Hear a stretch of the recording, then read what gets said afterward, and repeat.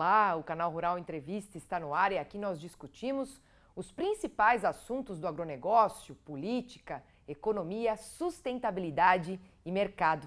E hoje o nosso convidado é o Marcelo Freire, que é secretário adjunto de Clima e Relações Internacionais do Ministério do Meio Ambiente. Nós vamos falar sobre mercado de carbono. Afinal, com a nossa riqueza de clima e território, a gente tem uma, duas, até 3 safras e agora também vamos poder contar com uma safra de carbono. Quero dar aqui as boas-vindas para você, Marcelo, seja muito bem-vindo. Um prazer falar contigo. Obrigado, Priscila. É uma satisfação estar aqui com vocês, sempre uma satisfação estar aqui no canal. Aproveito para mandar um abraço aí para todos que nos assistem, para o teu público aqui tão especial. E a gente sabe, né, que recentemente o Ministério do Meio Ambiente publicou um decreto que regulamenta o mercado de carbono no Brasil. E o documento traz uma série de instruções sobre os aportes e conceitos de créditos de carbono e metano. Essa regulamentação, ela é mais uma aliada para a preservação do meio ambiente, não é isso? Um grande aliado para a preservação do meio ambiente, mas não só isso, Priscila. É um grande aliado para o produtor também, que é um grande prestador de serviços ambientais, tanto para a sociedade brasileira quanto para a sociedade mundial. Via de regra, o produtor no Brasil, que segue todas as melhores práticas de produção, o que é disparado a enorme maioria dos produtores brasileiros, está prestando muitos serviços ambientais e tem cuidado muito da natureza há muitas décadas. Então, essa regulamentação, além de reforçar a preservação, ela traz mais um reforço no caminho de mecanismos financeiros e para a monetização desses serviços ambientais. Veja, é uma regulamentação aguardada há quase 13 anos, desde 2009, um tema bastante delicado e complexo, mas que esse governo teve a coragem de encarar e de regulamentar. E você sabe que a gente teve aqui recentemente, né, no primeiro seminário em parceria do Canal Rural com a OCB, Organização das Cooperativas Brasileiras, para falar justamente, né, sobre o mercado de carbono. Também estiveram lá o ministro do Meio Ambiente, Joaquim Leite, o diretor de conteúdo do Canal Rural. E o que a gente falou é que, na verdade, a sustentabilidade, que tanto se propaga e se fala, que não é mais uma opção e sim uma condição para o produtor rural, já é algo que a gente faz há muito tempo, né? Até com as primeiras noções de plantio direto, de cuidado com o solo. A gente pode dizer que o produtor brasileiro ele já é muito sustentável, não é verdade? Na verdade, o Brasil já é uma grande potência ambiental e uma grande potência agroambiental, né? E a gente só está caminhando num sentido de ter uma comunicação e um reconhecimento internacional aliado com aquilo que a gente já é. E óbvio que existe ainda muitas oportunidades para a gente se desenvolver nesse sentido, mas, de fato, né, o Brasil já é o grande campeão de meio ambiente e o produtor rural brasileiro é disparado o grande campeão de meio ambiente no mundo, com uma produção das mais altas sustentáveis possíveis. É nesse sentido, inclusive, Priscila, que o decreto inova, possibilitando que qualquer cidadão brasileiro, ou qualquer empresa, ou qualquer produtor, possa entrar numa central de registro única e registrar os seus atributos ambientais, não somente para fins de crédito de carbono, mas para que você tenha um registro e a possibilidade de um registro oficial brasileiro, né, governamental, que permita esse produtor que vem há tanto tempo fazendo um trabalho de excelência, que tem florestas conservadas, carbono estocado nas suas florestas, carbono estocado no solo, né, que tem uma das menores pegadas de carbono no seu produto, numa saca de soja, num quilo de carne, né, num saco de milho, enfim, e qualquer outro produto, né, a gente sabe que a produção brasileira é uma das mais sustentáveis do planeta. E agora o governo está trazendo os instrumentos para que isso possa ser registrado e possa ser efetivamente reconhecido e demonstrado de maneira organizada, de maneira dentro de um lastro, né, de posição e de registro governamental. Perfeito. E o ministro também falou que agora a gente deve ter aprovação do projeto de lei e debates no Congresso Nacional. Como é que está o andamento disso? Veja, a gente tem sempre contribuído muito com o Congresso para que as pautas ambientais avancem, né? Nós somos aqui um governo que realmente busca o resultado, a gente é uma equipe muito técnica, né, Priscila, envolvida no Ministério do Meio Ambiente hoje. Eu sou um testemunho disso, uma prova viva disso, mais de 20 e poucos anos aí na área ambiental, com formação na área ambiental, e é alguém que saiu do privado e veio contribuir aqui para a melhoria do avanço da agenda ambiental, mas a gente veio com uma proposta daquilo que a gente chama ambientalismo de resultado. É um ambientalismo pragmático, é um ambientalismo que enxerga o homem junto do meio ambiente, o homem inserido no meio ambiente, o homem como uma parte do meio ambiente, não o homem completamente separado do meio ambiente.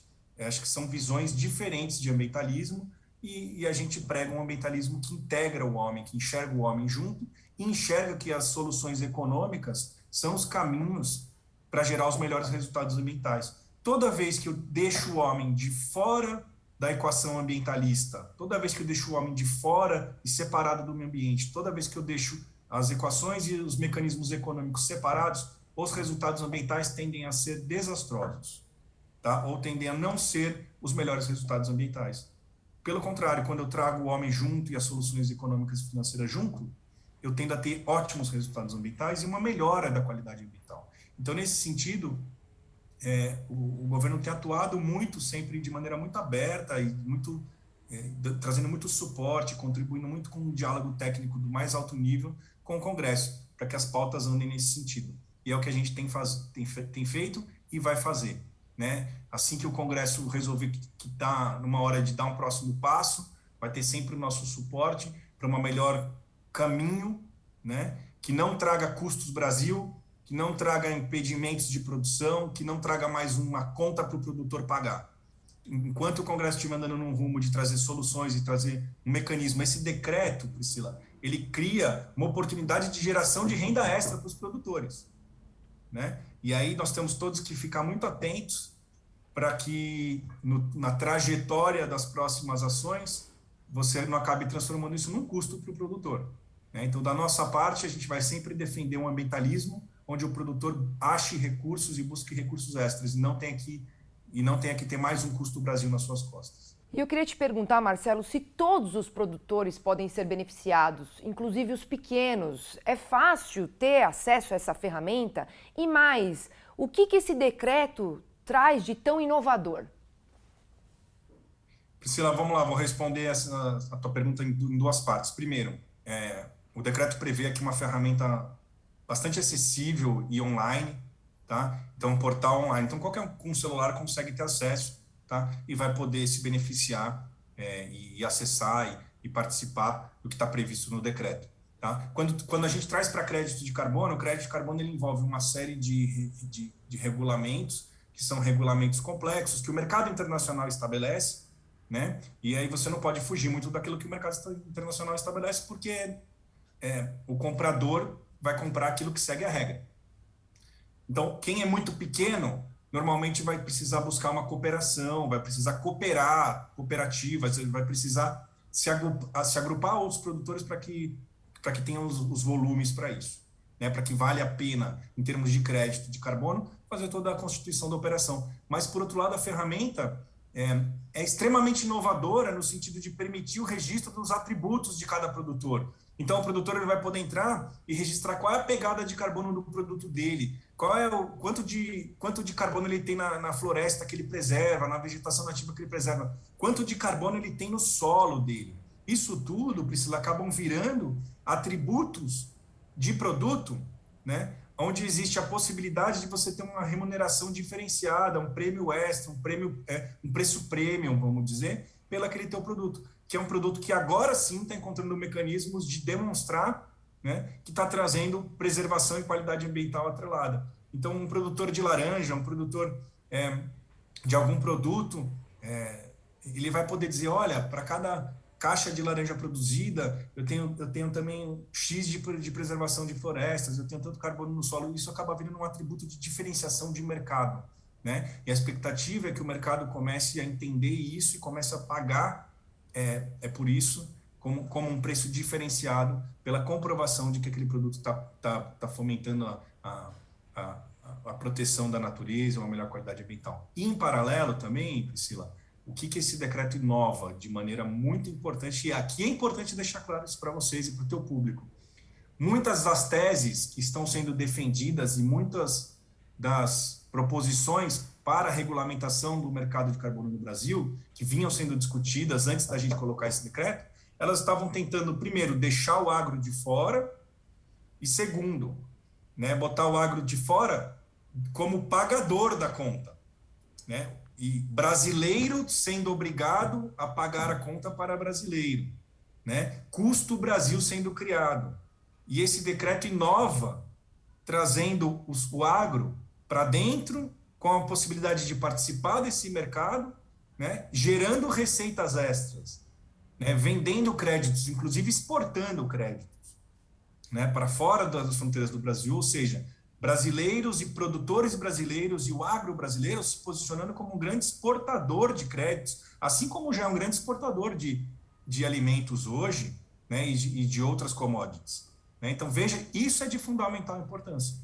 Né? Existem modelos diferentes de estruturar o mercado de carbono no mundo, e para as características brasileiras, não adianta a gente replicar simplesmente um modelo europeu aqui e achar que vai funcionar. Não, a gente tem características completamente diferentes. O nosso agro aqui é de extrema importância e é enorme dentro da fatia das emissões brasileiras e da participação da sociedade brasileira. É muito diferente das regras de outros países, onde são países industrializados e com baixa contribuição do agro para suas economias. Então, o governo teve muita coragem e teve muita inteligência e respaldo técnico para conseguir incluir o agro e trazer o agro como uma oportunidade de geração de receitas, evitando a tese de muitos em que se tornasse mais um custo de operação, mais um custo para o produtor. Perfeito. Muito melhor do que taxar quem polui é remunerar quem preserva, não é verdade? Eu acho que é nesse sentido, e o Brasil tem muito a contribuir com essa nova safra de carbono. Eu vou pedir aqui licença para você, viu, Marcelo? Porque a gente vai para um rápido intervalo, mas daqui a pouco a gente volta, porque se é sustentabilidade, se é inovação, o Canal Rural está no caminho. Até mais.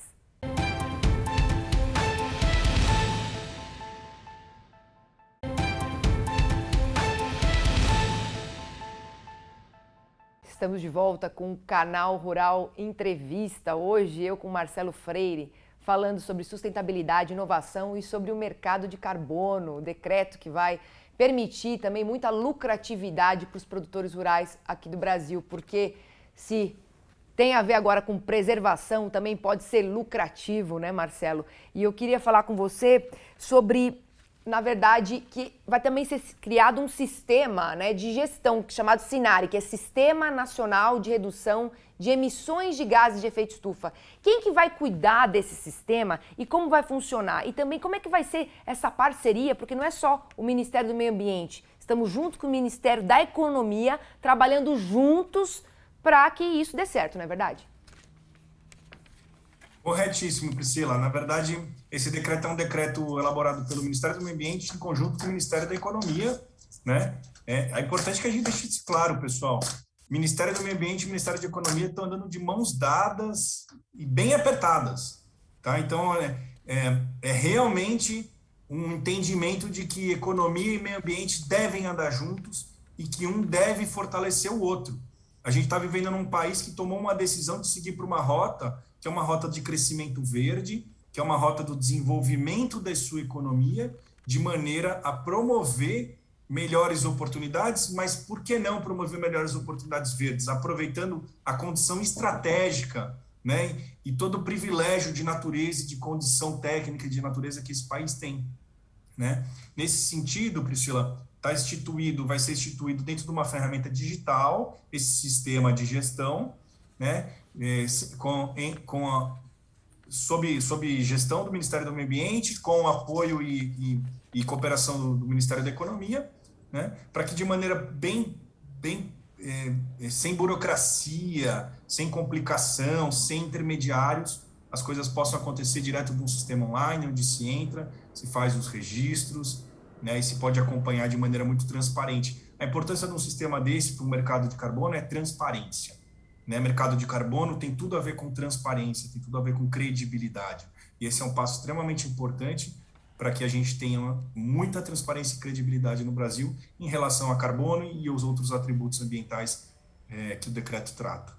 E o Brasil ele assumiu muitos compromissos na COP26 que aconteceu em Glasgow, na Escócia, né? Inclusive de mitigar em 50% as emissões de gases de efeito estufa. Eu queria que você me falasse o que efetivamente está sendo feito e se a gente realmente está fazendo a lição de casa e está no caminho, porque na contramão a gente tem a Europa, né, que aumentou em 18% as emissões ali de carvão, até por conta da crise energética. Nós estamos fazendo a nossa lição de casa depois dos compromissos firmados na última COP26 e o que esperar da participação do Brasil também na COP27 que vai acontecer no Egito esse ano? Priscila, tem uma frase que eu sempre gosto de dizer e eu vou repetir aqui, toda entrevista que eu me lembro eu repito. O futuro verde do mundo é o presente do Brasil. Isso é um mantra que a gente precisa sempre ter na cabeça, pessoal. O futuro verde do mundo é o presente do Brasil. Aquilo que a maioria dos países sonha em ser em termos ambientais para daqui 30, 40 anos, o Brasil já é no presente, tá? E tem um trocadilho nessa frase que fala é o presente do Brasil, porque é no nosso momento atual, mas também é um presente que o Brasil tem a ofertar para esses outros países, para ajudar eles, tá? Na sua rota de descarbonização, na sua rota de economias mais verdes e economias mais limpas, para esses países que são tão ainda dependentes e viciados em combustíveis fósseis e em combustíveis que são tidos como aqueles que são os maiores contribuidores para as mudanças do clima. Então, a gente está fazendo a nossa lição de casa sim, está fazendo a nossa lição de casa de maneira extremamente efetiva, nas questões que vêm para o agro, especificamente eu tive a alegria de fazer até um balanço das nossas iniciativas até o ano de 2020, para que a gente pudesse discutir iniciativas até 2030 e até 2050, e a gente ficou muito surpreso em ver que na grande maioria dos indicadores, disparado na grande maioria dos indicadores aos quais a gente havia se proposto atuar, nós superamos e muito as nossas metas, né? Então, acho que a gente precisa começar sempre a lembrar que o Brasil é campeão de meio ambiente, o Brasil entrega muitos serviços ambientais de forma gratuita para a sociedade mundial e de uma maneira muito injusta, muitas vezes a narrativa foca apenas naquela pequena parte, né, de serviços ambientais que a gente deixa de entregar de maneira gratuita também, tá, para a sociedade mundial. Mas os 99% de serviços da mais alta qualidade que a gente entrega, você não vê o debate falar em torno deles. Então é importante que a gente esteja sempre falando o quanto esse país aqui deve se orgulhar dos serviços ambientais que entregam para a sociedade global em larguíssima escala. O futuro verde do mundo é o presente do Brasil, porque já temos e no futuro, então, vamos ter ainda mais, né, Marcelo? Essa é a conclusão que a gente chega, porque a gente já está fazendo, já estamos no caminho, né? Essa é a grande verdade. Agora, falando nós não estamos só no caminho, Priscila, nós estamos décadas na frente da grande maioria. Perfeito. Agora, falando um pouquinho mais ali da COP26, outro compromisso, né, foi zerar o desmatamento ilegal até 2028, 15% ao ano, e até 2024, 40%, até 2026, 50%, em 2027, comparando com o ano de 2022. O que está sendo realizado de fato nesse sentido?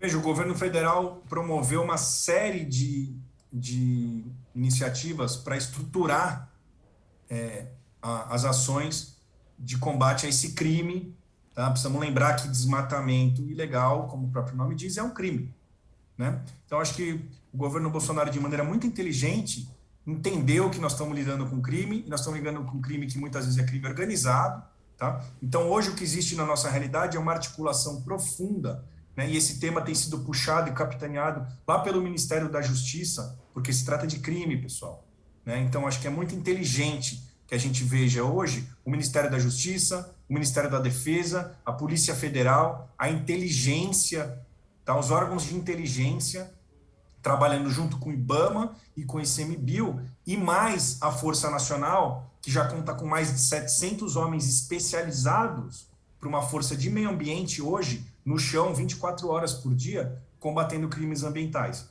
Então tem uma grande força de inteligência para combater esse crime.